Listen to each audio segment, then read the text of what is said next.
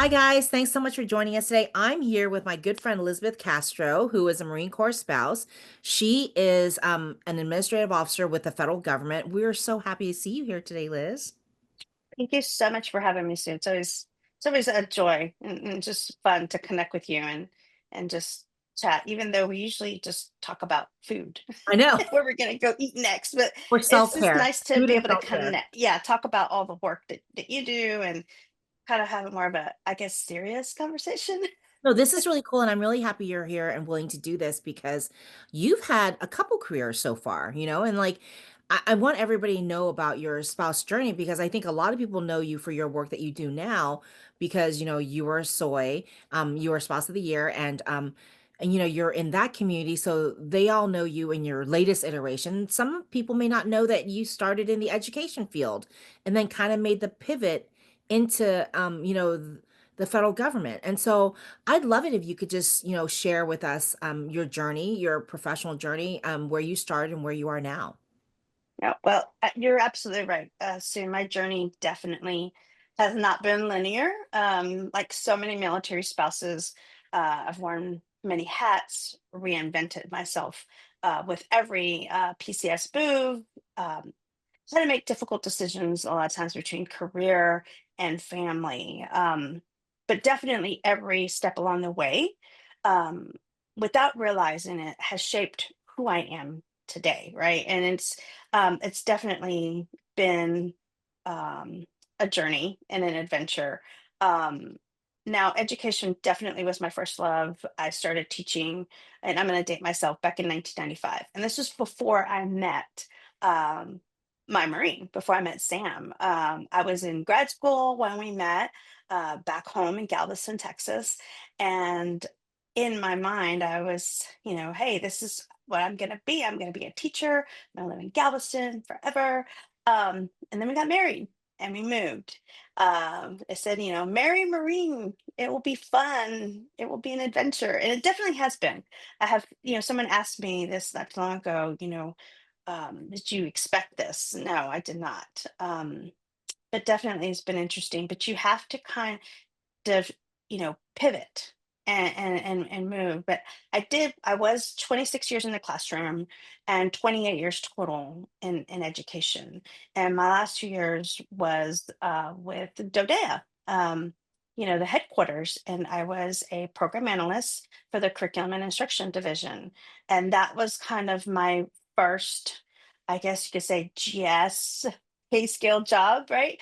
Even though working with Dodea in Okinawa and in Camp Lejeune before as an educator was considered a federal employee, this was like out of the classroom, which was really different for me.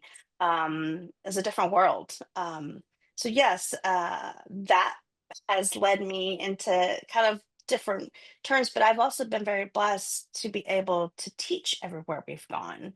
I did have a small break when we were in the Dominican Republic. I did not teach. I actually was the community liaison officer at the US Embassy in Santo Domingo.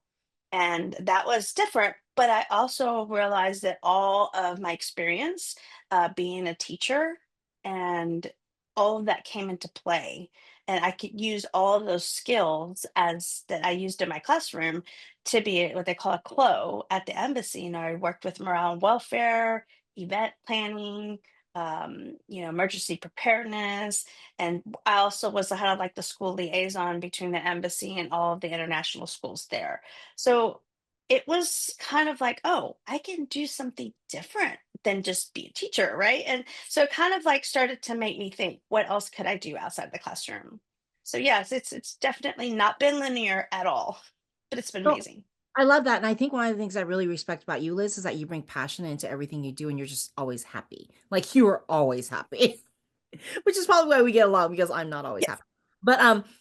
But that makes sense to me because I know that you are really active in a lot of board work because you're involved with the junior league and you're involved with PFLAG. I mean, so I understand a little bit more about that now because knowing that you found volunteerism and you found a way to, lean into your passion through volunteerism, I guess that gives me a little bit of insight. But maybe you could tell everybody else, how did you get started with your board work? Because you're very involved with many boards. Um, so kind of let me see. Let me back up a little bit. So when we left the Dominican Republic and we moved to San Antonio, Texas, we moved in like November, December. Well, nobody's hiring a teacher Mm. in November, December. So I was like, okay, what am I going to do? So I started applying for teaching jobs for the following school year. I looked in some jobs into the city there in San Antonio, Texas. I was like, okay, what am I going to do? I'm bored, right? So I did get involved with Blue Star Families, and I started the very first chapter in San Antonio. And I was like, man, this is fun. I enjoy going out into the community, going out to military installations, providing resources and information to families, and just connecting them with the things that they need.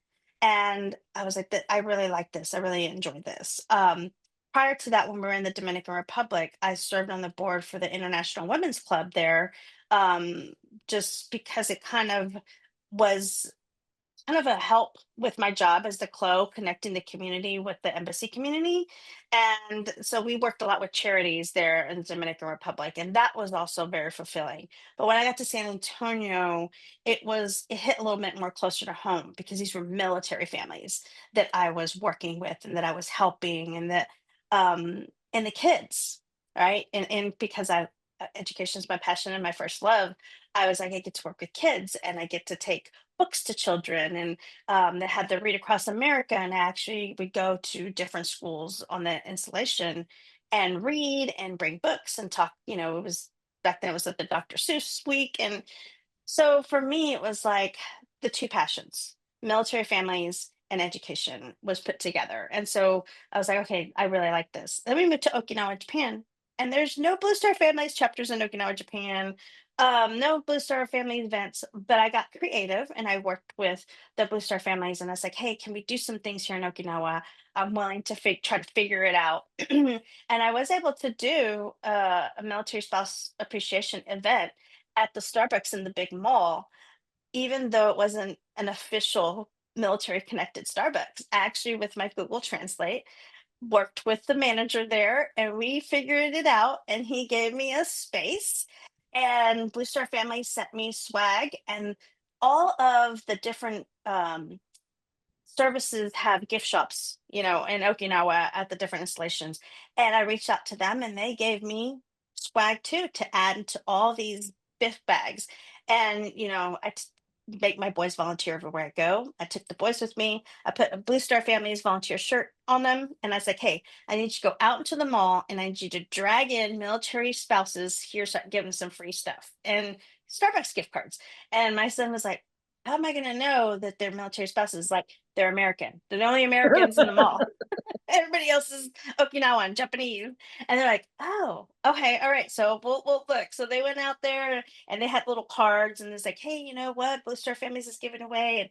And eventually got a trickle in of spouses. And so I mean, I just had to get creative. And then I got involved with we've always been involved with Boy Scouts, but we really got involved with the Boy Scouts in Okinawa. Also, again, connecting the community. I was just stuff that I brought me joy, because I honestly feel if you're going to volunteer, it should be something that brings you joy as well. If you're not having fun helping other people, then you shouldn't be doing it. And as soon as, it stops being fun, then it's time for you to step away and let someone else take over. So it seems like you always get involved in your local community too, and like Yes. getting involved with boards might be a good way to actually expand your network of people that you're meeting. Yeah. And I didn't even realize that that's what I was doing. you know, when it's organic, right? When it comes natural and it's an organic connection with your community, it's not forced, right? And that's when it's authentic and Yeah. it's real. And people sense that. If you're connecting, you're volunteering just to get a name, right? Or just to get something from somebody else, it never ends well. I highly just do not recommend that route. I think it should be organic. Um, and as the years have gone by, I have um, established a network without even, intentionally doing it. It just kind of happens when you connect with those people on a real level, and it's not, you know, with a second alternative, like, I want something from you. I honestly feel that that is the best way to grow your network. And, that's how I eventually ended up at PFLAG. The ambassador that I worked with in the Dominican Republic knew that I was back in the DC area in 2020 and connected me with Brian Bond, who was the executive director of PFLAG. And we had a conversation, and they brought me on the board. And, I would have never been able to make that connection if I had not established an authentic relationship with the ambassador and his husband, and who are now, Uncle Bob and Uncle Wally to our boys, right? They're family. And so I think that's important. I think that's really important. People always just say, oh, you need a network. You need people go to different events and they hand out business cards, but you have to have that intentional um, connection with somebody authentically, and not always looking to see what you can get from it, but also, hey, what's my value proposition? What can I bring to the table? How can I help you at the same time? So, Oh, absolutely, because I think that people are always watching. And when you say those authentic connections, I don't think that the ambassador would have recommended you for that position if he didn't already know what you were capable of. So that goes absolutely, far beyond the superficial relationship, that you're talking about, yeah. with business cards. To me, those are very transactional. And that might be a great way to meet someone, but that's just the foot kind of in the door to have Hmm. a follow up and to just start the relationship. And I think that's a lot of people miss that. Absolutely. And you said the word transactional, right? That's a key word. And for me, when I meet somebody and I just want to get to know them and I just want to hear their story, it's not transactional. I'm not looking to see what can I get from this person. I love hearing people's stories. Like, how did you get to where you're at right now? A lot of, and just listening to their journey. And a lot of times you'll find that common thread, especially in the military spouse world, you'll find that common thread of everybody's journey, right? We're all having to pivot, we're all having to reinvent ourselves. And for me, that's fascinating to hear someone else's story, where they came from, how they got to be where they're at right now. And you're right, it can't be transactional. It's just it's not going to work in your favor. No, it takes time. I mean, like your husband's Marine, my husband was Air Force. And so it was really fun when we found out that we had Okinawa in common and then Yes. so many other things. But the first thing was Okinawa. We're like, oh my God, do you remember? So that was really cool. Yeah. So I think anybody in your position and a lot of military spouses are also active in advocacy and activism. I think a lot of people looking from the outside in always wonder, how do you balance it, right? How do you balance your job, your career with your advocacy and your activism? Because sometimes they may work against each other. Yeah, it can be kind of hard. I mean, and it's kind of a fine line, and you have to really um think, you know, carefully. And the fear is really real, right? Am I gonna overstep? Am I going to, get in trouble at work? Am I gonna, whoever you're working for, am I gonna reflect bad for them, right? And you don't want to do that, right? You always want to put your best self forward, whether you are at your workplace or whether you're volunteering or advocating. You always want your best self forward, authentic self, right? But you also want to respect who you're representing to at the same time. And so I always have to make sure that I am leading with integrity and clarity of purpose. There's sometimes that I want to go to an event and it's during the day and I'm at work. Well, I take my annual personal leave. And when I'm at an event or a summit or a symposium or something, I'm there with my personal hat. I'm there as Liz Castro. I'm not there as the federal employee, right? And so you have to make sure that that's clear, and you always make sure that that's how you are presenting yourself in that space. But a lot of times, a lot of people feel that also advocacy has to be loud, right, and in everybody's face. You don't have to do that. You can also work behind the scenes, to make, what's the word that I'm looking for, to kind of make your how you feel known, or speak out, or speak on behalf of. And a lot of times you can find that sometimes your advocacy and your work and your passion overlap, and that's when it's just perfect, like the stars align, right? Communication is important, whenever you're communicating, you know, also building a network of mentors is important, right? Because when you don't not quite sure in that gray area, you have mentors that have been around longer than you have, wise and wisdom to share with you. Then you reach out to them and you, hey, how can I navigate this between military life and federal employee and employment and advocacy? How do I do? What's the best way? Duty And service sometimes member it spouse. helps. Yeah. What was that? Active duty service member spouse. Yeah, active duty service members, right? Because you don't want to also, negatively affect your active duty service member's career either, right? So it's just those different nuances, right? Um, and also just remind spouses that change comes with courage, and our stories when they're shared, though thoughtfully, like, you don't have to be loud, but thoughtfully. And, it will, the outcome will be a lot better in the end if you have really thought it through. And also realizing that, your voice matters. It does. You matter, right? And just always taking a step back.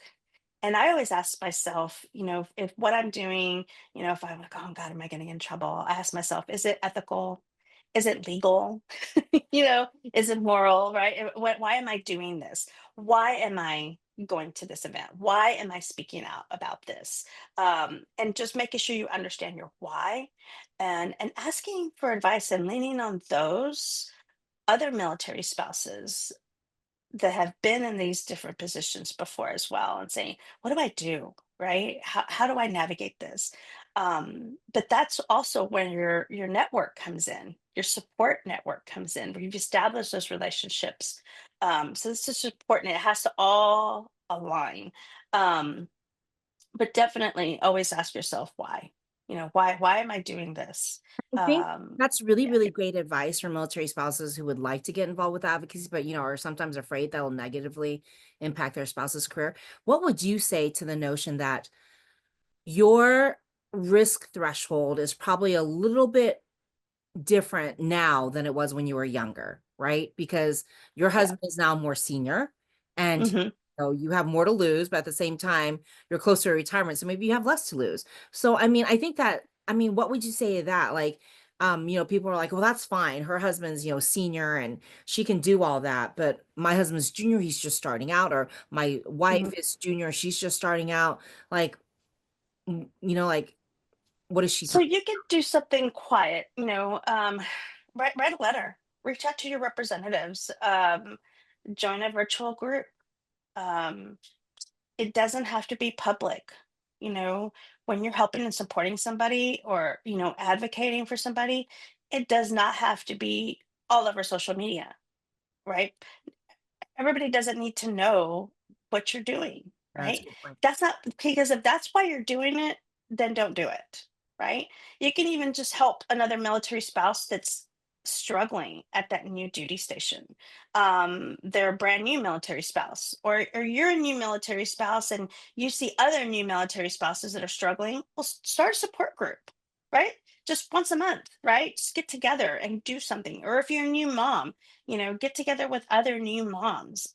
It doesn't have to be public, it doesn't have to be loud. And none of that is going to negatively impact your service member's career. Um, that's how you find your why. That's how you find your purpose, right? When you start saying, okay, where is there a need? And what can I do to fill that need, right? That's how it starts. That's how you build community. That's how we help each other out, right? And we understand that because as military spouses, we have to move ever so often, and you have to establish your community, your family, away from your biological family, right? And it's really important because then also you're setting the example, right? And you're role modeling what this life is really about. It's about helping each other out, leaning on each other. And so advocacy can start small and simple. And then, evolve into something more formal, like writing your congressman or getting involved with a nonprofit or sitting on a board, work your way up to that. You don't have to join a board or start a nonprofit or anything like that to make an impact. Right. No, I love that. Yes, advocacy takes on so many different Absolutely. like roles, not roles, but it forms. There's many Hmm. forms of advocacy, and you're absolutely right. Absolutely. I think the way I started on advocacy was by volunteering to support airmen and their families because it Yeah. was like do because they paid for childcare. So I'm like, I can do this. So you're absolutely right. And then it's evolved to a lot more now, but Yeah. it's because my capacity is greater now. Um, Yeah. okay, so I love all the advice you've given to other spouses, but now think back. Um, what would you tell your 21-year-old self about your professional journey, what she could expect? Because I don't think, based on what I'm hearing from you, you're where you thought you were going to be. Absolutely not. Absolutely not. Like I said, I was in grad school when I met Sam, and Sam was not in the Marine Corps. He always says he got lost on his way to college, is what he says, or lost on his way to the Marine Corps. So you did go to college and just realize that's not for me. Like I'm not feeling it. Something's missing. I need something more. So we had been dating for about a year when he and I was like, dude, like you have to do something. Like, what are you gonna do? Like, so smart and so like capable. And I was like, yes, oh my God, I can see as a teacher, I was like, he's so much potential, you know? Um, and he told me one day, I decided what I'm gonna do. I'm gonna join the Marine Corps. And I was like, what?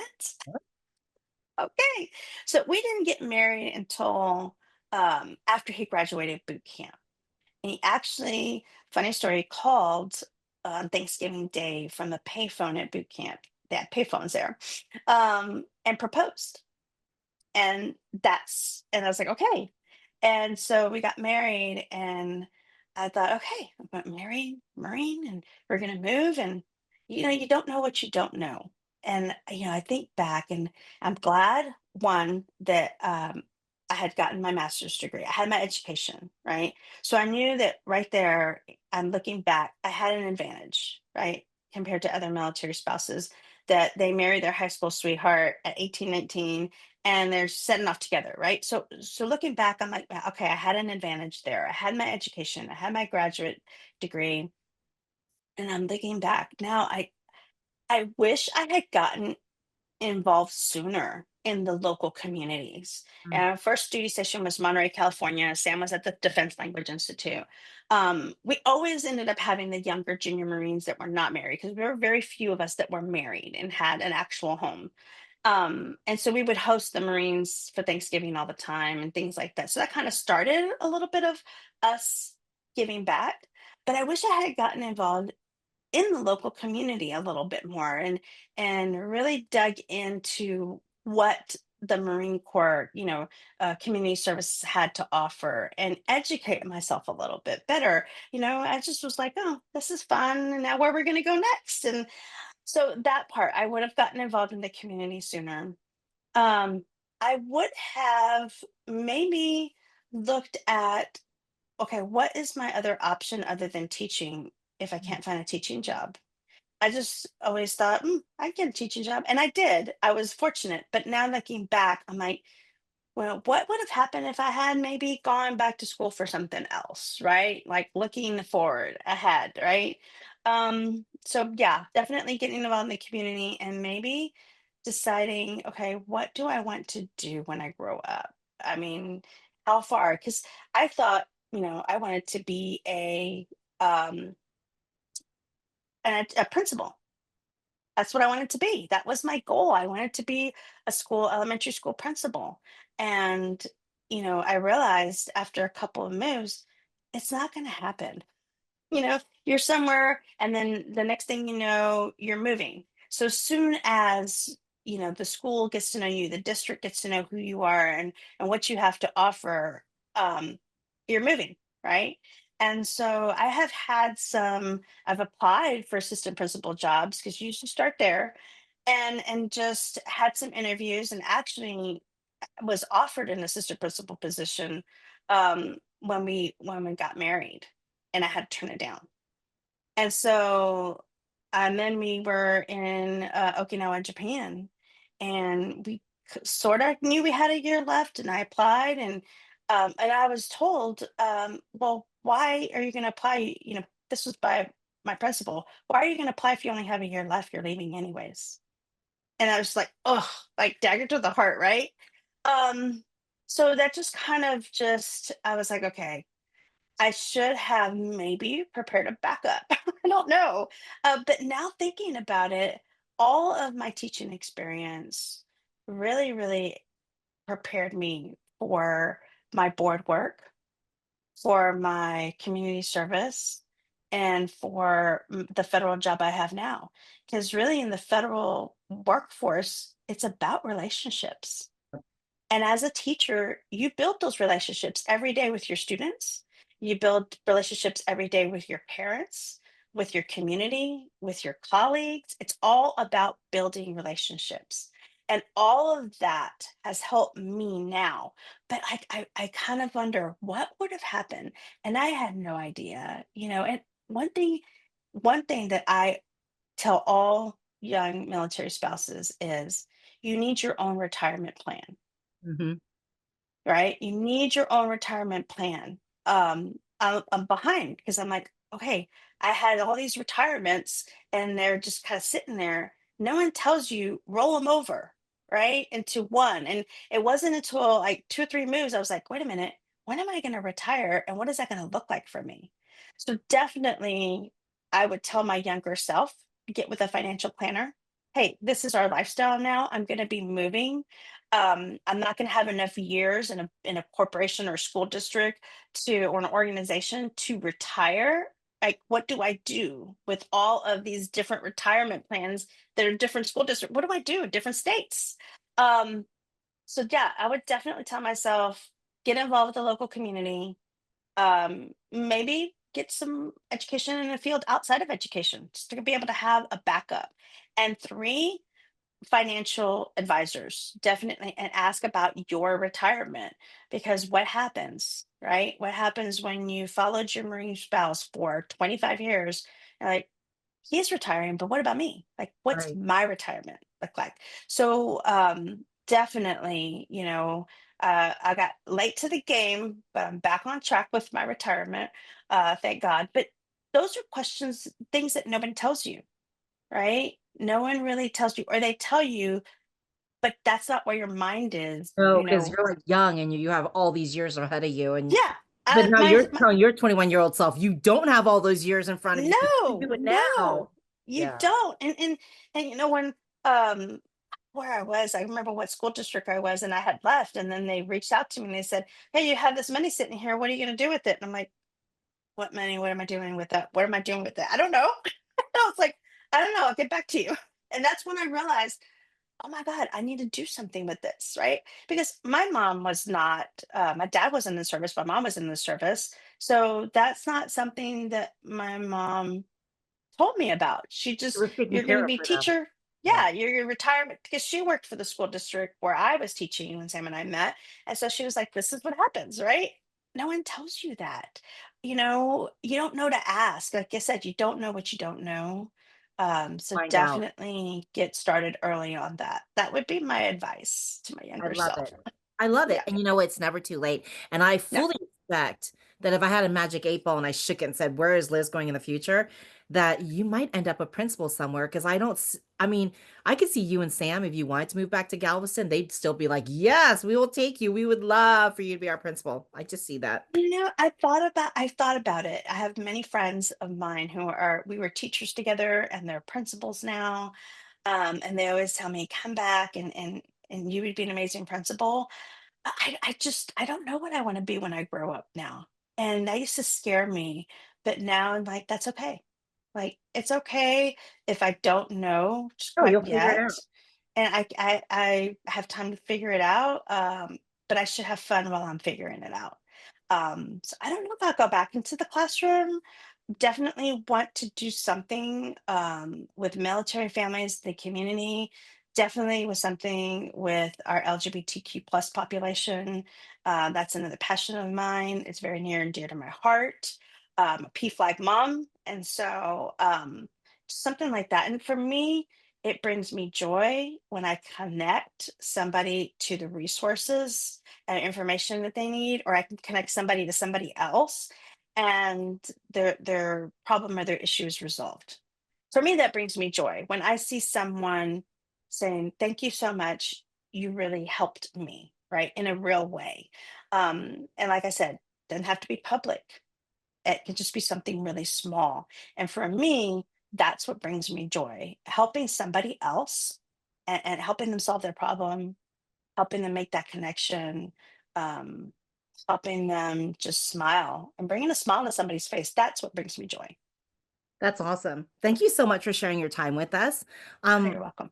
I know that like once we say goodbye to everybody else, you and I are going to continue chatting because now I have thoughts. But thank you to our friends at USA for making these conversations possible. And I hope to see you guys back here again next week when we highlight another inspirational military spouse. And I hope you'll consider telling your own story because you never know who you'll inspire. Thanks, guys. Bye.